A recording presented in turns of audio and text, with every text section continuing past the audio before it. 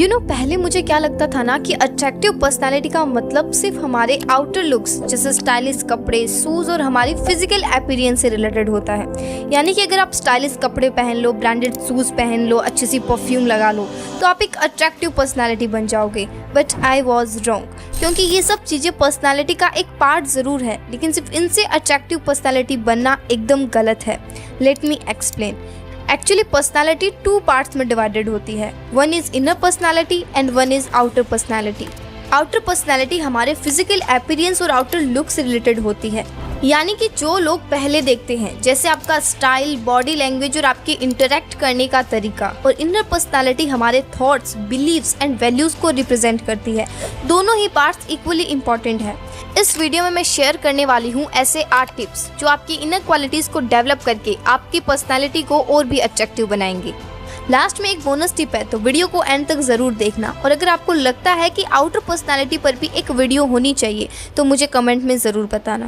तो अगर आप अपनी पर्सनालिटी को नेक्स्ट लेवल पर ले जाना चाहते हैं और आप चाहते हैं कि लोग आपकी तरफ नेचुरली अट्रैक्ट हो, तो कमेंट कर दीजिए आई एम रेडी।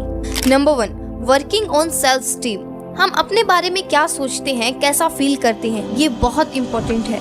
चाहे आप किसी भी एज ग्रुप या प्रोफेशन से हो, अगर आप खुद को पसंद नहीं करते और खुद को अप्रिशिएट करने के बजाय हमेशा क्रिटिसाइज ही करते आए हैं, मतलब आपके अंदर की आवाज़ कॉन्स्टेंटली कहती रहती है कि मैं तो स्टूपिड हूँ, मैं तो बेवकूफ़ हूँ, मुझसे कुछ ठीक नहीं हो सकता, मैं बिल्कुल ही बेकार हूँ, मतलब कुछ ऐसी नेगेटिव बातें, तो ये आपके लिए बहुत हार्मफुल हो सकता है और आपकी पर्सनालिटी को कभी भी एक गुड पर्सनालिटी नहीं बनने दे सकता।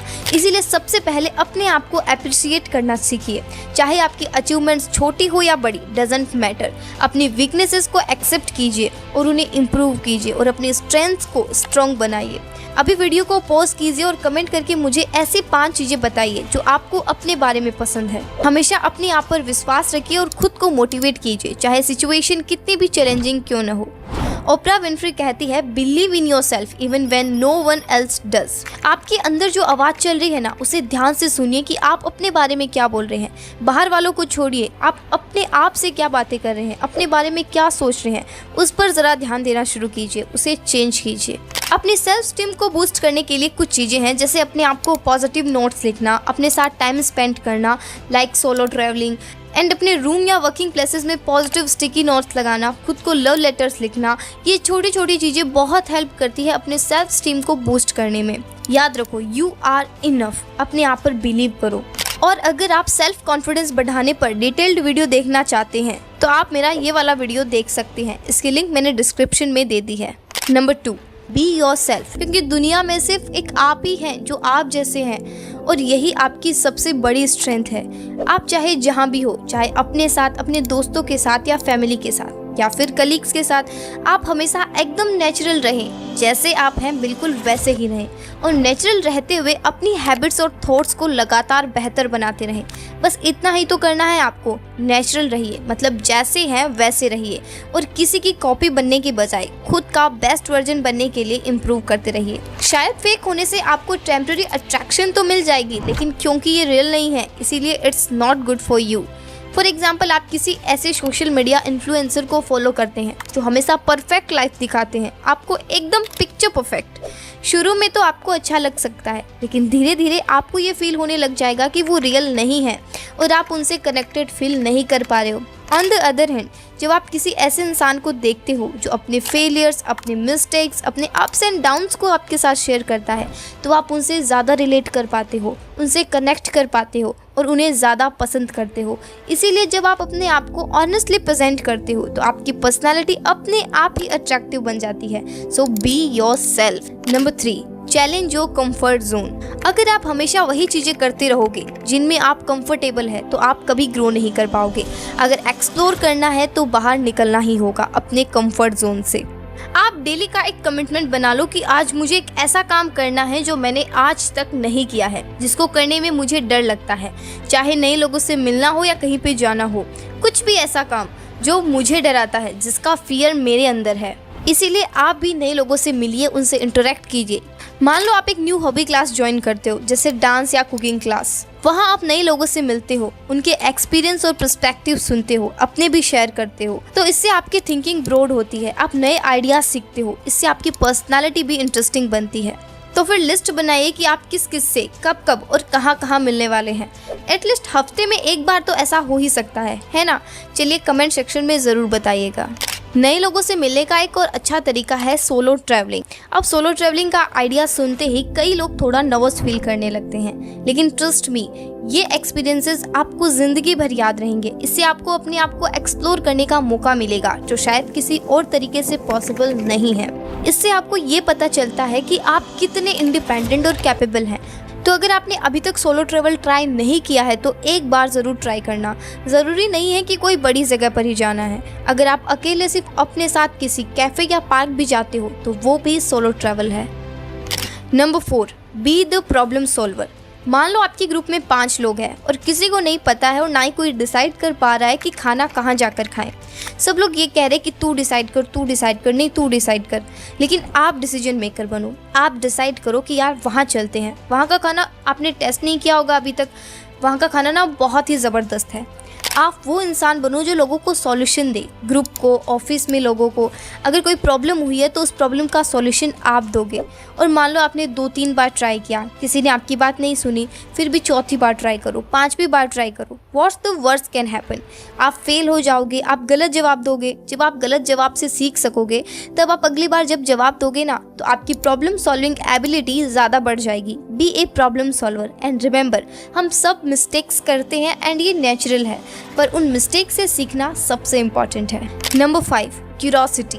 अगर आप अपनी पर्सनालिटी को अट्रैक्टिव बनाना चाहते हैं तो आपको हमेशा क्यूरियस रहना होगा, नई चीज़ें सीखते रहना होगा।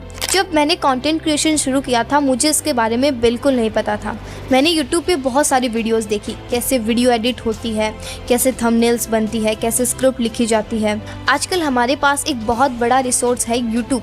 जब भी मुझे कोई नई स्किल सीखनी होती है मैं यूट्यूब पे वीडियोस देखकर सीख लेती हूँ, चाहे वो वीडियो एडिटिंग हो या कोई म्यूज़िकल इंस्ट्रूमेंट बजाना। हर चीज़ के लिए यूट्यूब पे कंटेंट अवेलेबल है।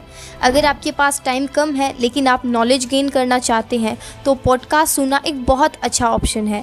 बुक्स हमेशा से नॉलेज का एक बेस्ट सोर्स रही है। रिमेंबर दिस, क्यूरियोसिटी और कंटिन्यूस लर्निंग से हम कुछ भी अचीव कर सकते हैं। सो हर दिन कुछ नया सीखने का एम रखिए, चाहे वो एक छोटा फैक्ट हो या कोई नई स्किल। अपने इंटरेस्ट के हिसाब से वीडियोस, पॉडकास्ट या बुक्स चूज़ करिए। सीखने के प्रोसेस को एंजॉय करिए, प्रेशर फील मत करिए। बेसिकली अपने लर्निंग्स को दूसरों के साथ शेयर करिए जिससे आपकी अंडरस्टैंडिंग और बढ़ेगी। जस्ट लाइक मैं अपने लर्निंग्स और एक्सपीरियंस आपके साथ शेयर करती हूँ। Number 6, respect everyone. Don't look up to anyone and don't look down to anyone.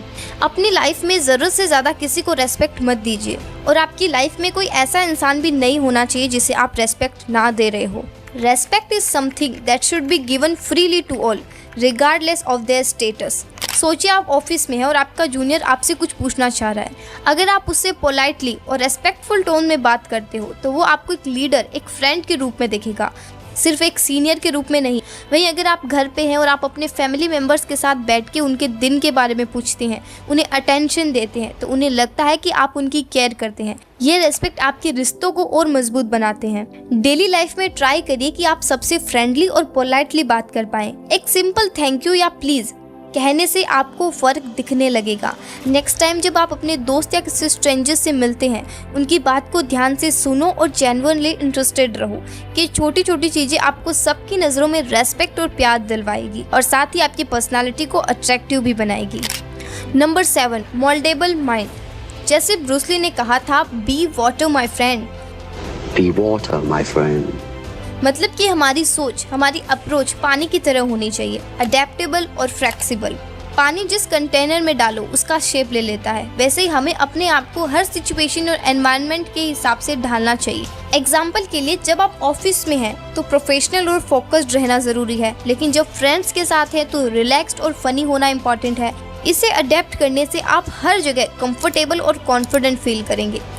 कभी कभी ऐसा होता है कि आपको अपने कंफर्ट जोन से बाहर आना पड़ता है, जैसे नई जॉब, नई सिटी या नई रेस्पॉन्सिबिलिटीज़। ऐसे टाइम पे अगर आप पानी की तरह अडेप्टेबल हैं तो आप जल्दी से अपनी जगह बना लेंगे और सक्सेसफुल हो जाएंगे। तो दोस्तों अपने दिमाग को पानी की तरह मोल्डेबल बनाइए, सिचुएशन के हिसाब से अडेप्ट करिए और हर चैलेंज को एक अपॉर्चुनिटी के रूप में देखिए। Number 8, build emotional intelligence. Famous author Daniel Goleman ने कहा था, emotional intelligence is the key of both personal and professional success. यानी कि आपकी सक्सेस में सबसे बड़ा रोल प्ले करती है इमोशनल इंटेलिजेंस। इमोशनल इंटेलिजेंस का मतलब है अपने और दूसरों के इमोशंस को समझना, उन्हें इफेक्टिवली मैनेज करना। जब आप अपने इमोशंस को समझकर उन्हें कंट्रोल कर सकते हो, तब आप डिफ़िकल्ट सिचुएशंस को भी आराम से हैंडल कर पाते हो। जैसे ओपरा कहती है, you can not control what happens to you but you can control how you respond to it. मतलब कि हमारे रेस्पॉन्स हमारे इमोशनल इंटेलिजेंस पर डिपेंड करते हैं। इस एक एग्जाम्पल के थ्रू समझते हैं। सोचो आप किसी स्ट्रेसफुल सिचुएशन में हैं, जैसे एग्ज़ाम का प्रेशर या ऑफिस का कोई टेंशन। अगर आप अपने इमोशंस को कंट्रोल नहीं कर पाते हो तो एंग्जाइटी और स्ट्रेस आपकी परफॉर्मेंस को अफेक्ट कर सकता है। लेकिन अगर आप इमोशनली इंटेलिजेंट हैं तो आप हर सिचुएशन को बेटर तरीके से सॉल्व कर पाएंगे। जब आप अपने ईगो को साइड में रखकर दूसरों की फीलिंग्स को वैल्यू करते हैं, उन्हें समझते हैं, तो लोग आपको नेचुरली लाइक करते हैं, आपको पसंद करते हैं। और अब पारी आती है हमारे बोनस टिप की, और वो बोनस टिप है टेक केयर ऑफ योरसेल्फ। चाहे आप कितने भी काइंड, ऑनेस्ट और हेल्पफुल हो, यू वॉन्ट लुक अट्रैक्टिव अगर आप खुद की केयर नहीं करोगे। To maintain that attraction you need to take care of yourself. याद रखो, how you keep yourself determines how other will see you. सबसे बड़ी गलती जो लोग करते हैं वो ये है कि वो दूसरों के लिए जीने की कोशिश करते हैं। वो हमेशा सोचते रहते हैं व्हाट अदर्स से and think about them. Relax करो और अपने आप को मिरर में देखो। अपने आप को याद दिलाओ कि the only person you are competing with is the one on the other side of the mirror. So give yourself time, take care of your health, pursue your interest and love yourself unconditionally. ये है आपकी आज की video का homework और ये है इस वीडियो की समरी। तो आपको कैसी लगी ये वीडियो मुझे कमेंट सेक्शन में ज़रूर बताइएगा, और लंबा कमेंट भी आप लिखोगे तो भी मैं ज़रूर पढ़ूंगी। एंड अगर आपने अभी तक इस चैनल को सब्सक्राइब नहीं किया है तो प्लीज़ सब्सक्राइब कर लीजिए। और अगर आपके पास कोई पर्टिकुलर टॉपिक है जिसके ऊपर आप चाहते हैं कि मैं वीडियो बनाऊँ तो मैं ज़रूर बनाऊँगी। थैंक यू सो मच यहाँ तक आपने वीडियो को देखा। और अगर आप कॉन्फिडेंस वाला वीडियो देखना चाहते हैं तो लेफ्ट पे क्लिक करो, मैं आपको वहीं मिलूंगी।